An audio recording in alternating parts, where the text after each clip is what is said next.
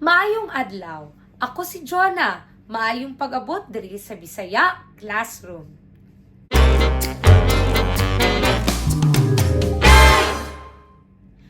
Today, I'm going to teach you Bisaya Adjectives. After that, I'm going to teach you 4 ways on how to use these adjectives in a sentence. Let's start. I will be teaching you 10 adjectives. The first adjective that we will be talking about is isog. Isog means brave. The second one is ligon.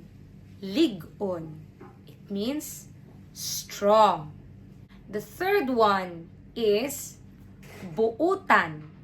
Buutan means kind. The fourth one is talawan. Talawan. Talawan means coward or someone who fears a lot of things. Talawan. Number 5 is hakug. Hakug. Hakug means greedy. No one likes a hakug person. Hakug. Number 6 is mapaubsanon. Mapaubsanon. Mapaubsanon. Mapaubsanon means humble. From the root word ubos, meaning down. Mapaubsanon. Mapaubsanon. Humble. Next is huyang. Huyang means weak or vulnerable. Huyang. Next is generous. Generous. It's manggihatagon. Manggihatagon. Manggihatagon. Generous. Next, malipayon. Malipayon. From the root word lipay, meaning happy. Malipayon, cheerful. The last is grumpy or easily angered. In Bisaya, we say, dali ra masuko. Dali ra masuko. Dali ra masuko. Now that we have learned 10 adjectives in Bisaya, I'm going to teach you 4 ways to use it in a sentence. The first way is very easy. We have blank, si, blank. In the first blank, we will put the adjective, and then we have si. The word si is usually written or used before a name.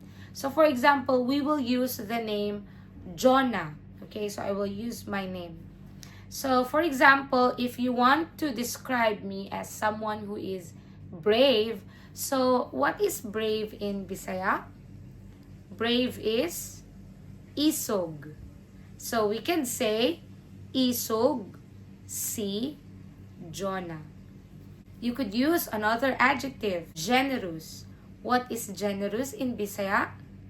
It's manggihatagon. Manggihatagon. So you could say, manggihatagon si Jonah. Why don't you use your name? Let's have the word dali ra masuko. What's dali ra masuko? It's grumpy or easily angered. So you could say, dali ra masuko si. Okay, so it's easy, right? Next is if you want to describe someone else and you want to use a pronoun. If you don't want to use a name, you could use a pronoun. So here's how it goes. Blank siya. Siya is a pronoun used for someone, whether it's a female or a male. You want to describe a female who is cheerful. So what is cheerful in Bisaya? It's malipayon. So you could say, malipayon siya. What is humble in Bisaya? It's mapaubsanon. Mapaubsanon siya. Now let's go to the third way.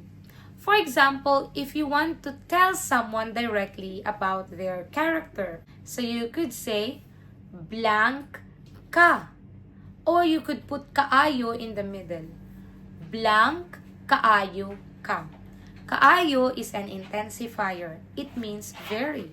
So for example, let's use the word brave. What is brave again in Bisaya? It is isog. So we could say, isog kaayo ka. It means you are very brave.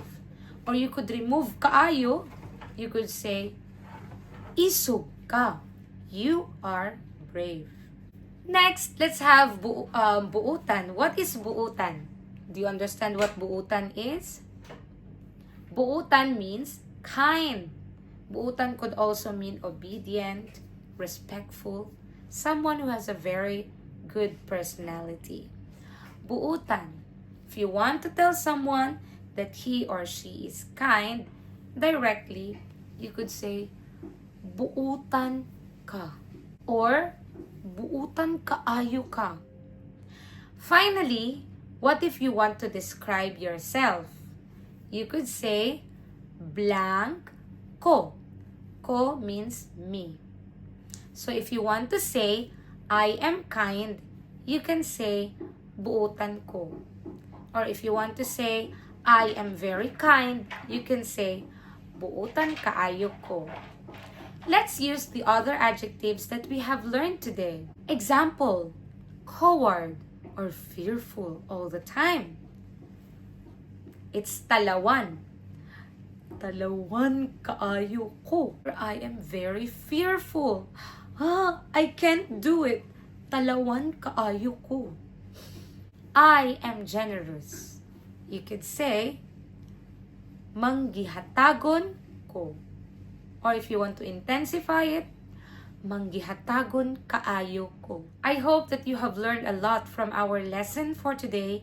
If you want to learn more about the adjectives, or if you want me to describe more about this topic, kindly comment down below, or you could suggest a lesson if you want to learn more.